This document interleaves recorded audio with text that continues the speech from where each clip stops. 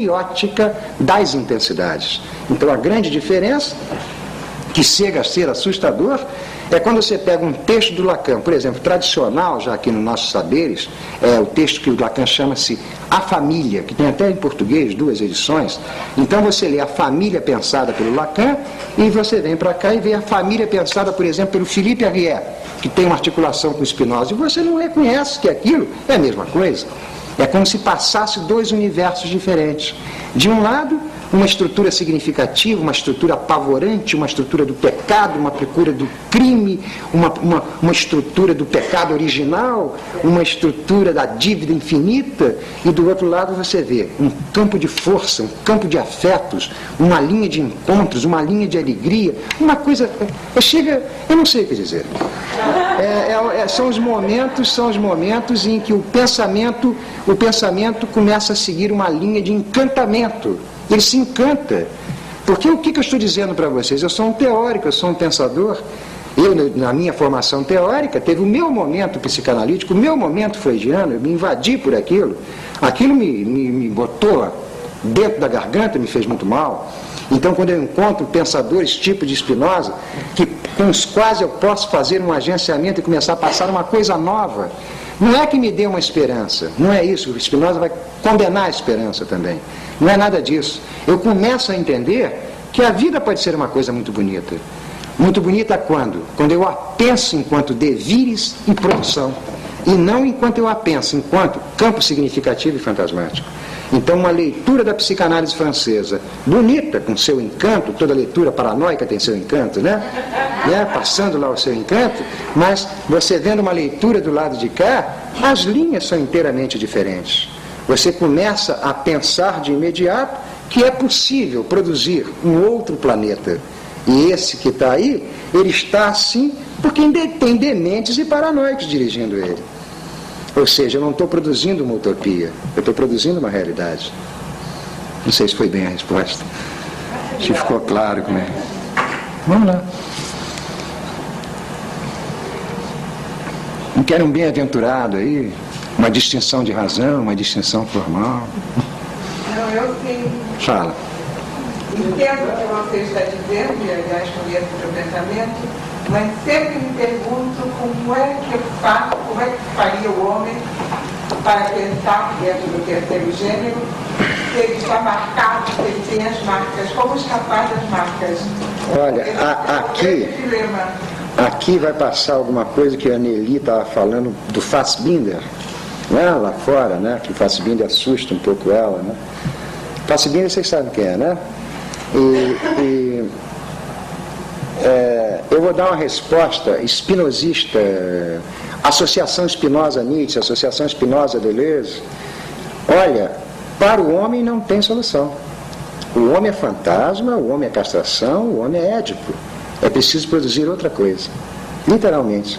É isso que é o anúncio do Nietzsche, o anúncio de que nós precisamos produzir o super-homem, é exatamente isso. Que as forças que constituem o homem, elas tendem para isso. Elas tendem para essa formalização negativa, essa formalização reativa. É preciso produzir uma coisa nova. O que eu estou dizendo? Eu estou dizendo que todos os agenciamentos que foram feitos ao longo da história, e os agenciamentos que o homem fez ao longo da história, de um lado foi com a religião, de um lado com a superstição, de outro com a autoridade, de outra com o tirano, de outra com Deus. Esses agenciamentos começaram a desaparecer a partir do século XIX, onde se diz, Deus morreu, a morte de Deus, o nascimento do homem. Mas o homem, quando vem substituir Deus, que um Feuerbach dá um grito de alegria, o Nietzsche nos mostra com muita clareza que era preferível que Deus continuasse aqui. Porque com o nascimento do homem as coisas pioraram muito, porque o homem tirou dele a religião e introduziu a moral, introduziu o pecado, introduziu o édipo, introduziu a culpa, todos esses tormentos que nos seguem, porque o homem não sabe viver sem ser dessa forma. Então, essa tese, para você entender, é necessário que alguma coisa fique para trás. O que tem que ficar para trás é exatamente o homem.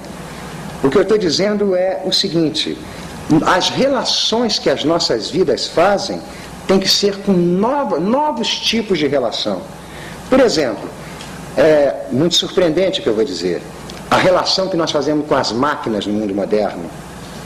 certo? A relação que a gente faz, não só com as máquinas enquanto máquinas de terceira geração, mas as máquinas semióticas, a matemática, a biologia, novos tipos de relação para criar novos tipos de vida, outras crenças, outras forças. E você encontra os pensadores espinosistas que são difíceis de serem lidos porque eles estão passando exatamente isso.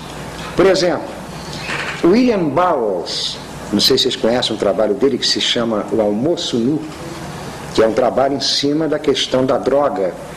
Ele mostra com toda clareza que até a relação que o homem faz com a droga é uma relação muito doentia, altamente doentia, porque é administrada pelos valores humanos. Ele vai apontar para as relações que se fazem para o alucinógeno como relações criadoras. Ou seja, nós vivemos em torno de uma série de tolices inultrapassáveis. Porque que nós precisamos sempre desses tipos de valores. Então é preciso produzir alguma coisa diferente para a vida passar. Uma coisa diferente na música, na arte plástica, na filosofia, na ciência, ou até, como dizem alguns alunos meus paulistas, na ternura, no amor. Produzir um outro tipo de amor, porque esse já não serve mais. Por que não serve mais? Pegando um espinosista do princípio do século, René Nelly, por que esse não serve mais? Porque o amor que nós passamos é um amor de dominação, um amor de opressão, em que os casais se constituem sempre sob o regime da propriedade privada, ou seja, não há afeto, não há constituição de territórios de criação, territórios de produção. A vida sempre perde quando ela entra nesses campos da significação. Não há como ela escapar disso. Ou o que Spinoza está dizendo é que durante séculos nós entregamos a vida de um lado a Deus, de outro lado a moral. Vamos libertá-la disso. Vamos entregar a vida às suas próprias forças. Está aberto. Não sei se foi. Saint-Hilaire, o problema do Saint-Hilaire é porque eu tinha me proposto a falar pelo Saint-Hilaire, mas eu fiquei um pouco receoso, sabe, Lélia? Pela grande dificuldade que vai trazer, mas eu vou dar um pequeno toque no Saint-Hilaire, um pequeno toque. O Saint-Hilaire vamos chamar ele de historiador da natureza, historiador do vivo. É alguém que faz uma história do vivo. E no século XIX, o Saint-Hilaire começa a pensar a vida. Ele começa a pensar a vida. E de outro lado está pensando a vida o famoso Barão de Cuvier. São esses dois pensadores da vida que estão passando ali. E o Barão de Cuvier vai pensar a vida em termos de gênero, espécies, formas sensíveis, órgãos, função de órgãos, posição relativa dos órgãos, etc. E o Saint-Hilaire, quando vai pensar a vida, ele começa a liberar uma categoria muito estranha chamada anatômico. Não tem nada a ver com o anatômico da medicina, hein? Porque o anatômico aqui não é em relação à morte, é em relação à vida. Então ele começa a pensar uma categoria muito estranha chamada anatômico. Essa categoria chamada anatômico é que ele já não está pensando a vida em termos de órgãos, ele está pensando a vida em termos de uma matéria abstrata, de forças abstratas, forças afetivas que estariam por baixo dos órgãos e que seriam os verdadeiros construtores da vida. Um exemplo disso é o Artaud. O Artaud é um espinosista. Se vocês lerem a obra do Artaud, vocês vão verificar que o Artaud não para de dizer o tempo inteiro que a vida só começará a criar forças superiores na hora que ela abandonar a determinação dos órgãos. É exatamente o que o Saint-Hilaire está pensando.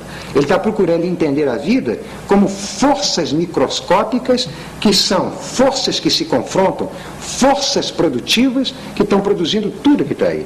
Então, é só o que eu posso dizer, Lélia, senão ficará muito difícil. O que eu estou colocando do Saint-Hilaire, e isso já passa na biologia molecular, isso já passa em muitos campos de investigação. É o que se chama plano de natureza, plano de composição. Em termos filosóficos, é a univocidade contra a analogia. Certo? Meus alunos acho que já conhecem isso. É toda uma maneira de pensar a vida completamente diferente, sem modelos significativos, modelos orgânicos. A vida é um campo de forças, a vida é um campo abstrato de força. Atenção, a vida é um campo abstrato de força. É exatamente nesse lugar que o pensamento vai trabalhar. A consciência nunca poderá dar conta disso, porque a consciência vive na significação. O segundo gênero não pode dar conta disso, porque a questão do segundo gênero é a relação dos corpos. É o terceiro gênero, o pensamento, que vai pensar essas forças abstratas constituintes de tudo que está aqui. Então, Saint-Hilaire, que foi massacrado no tempo dele, né, pelo Cuvier e seus acéfalas, ele libera um tipo de pensamento sobre a vida onde você não encontra fantasmas, almas, órgãos, todas essas tolices que nos cercam. Ele tenta produzir um entendimento sobre a vida inteiramente original. E é epistemologia, porque o pensamento do Saint-Hilaire, aí tem a obra do Perrier, né, nos mostrando isso, é uma coisa fantástica, já tomada pelo nosso momento atual. O Deleuze, quando pega essa questão, ele mostra que se nós seguirmos esses movimentos modernos da biologia, nós modificaríamos todo o entendimento que